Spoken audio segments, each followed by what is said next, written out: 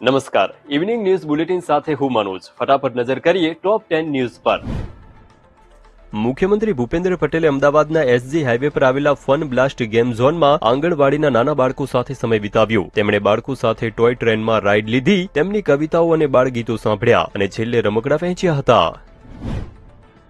અમદાવાદના પેલેડિયમ મોલમાં ભગવા સેનાએ ક્રિસમસની ઉજવણીને લઈને વિરોધ નોંધાવ્યો. ભગવા સેનાના કાર્યકર્તાઓએ મોલમાં રાખેલા ક્રિસમસ ટ્રીની સજાવટમાં તોડફોડ કરી. વિરોધને પગલે પોલીસે તમામની અટકાયત કરી.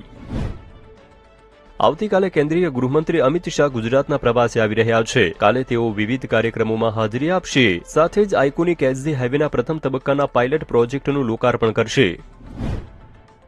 સુરતમાં અશ્વિનીકુમાર પોલીસ સ્ટેશનના ઉદ્ઘાટન સમયે નાયબ મુખ્યમંત્રી હર્ષ સંઘવીએ હેલ્મેટને લઈને નિવેદન આપ્યું. તેમણે કહ્યું, પહેલા તમને તકલીફ પડી, મેં ગાલો બી સાંભળી, સુરત પોલીસે બી ગાલો સાંભળી. હું તો આજે એ કહું છું, હેલ્મેટ ના પહેરે તો એને ફૂલો જ આપો, આપણે કોઈ ફાઇનની જરૂર નથી.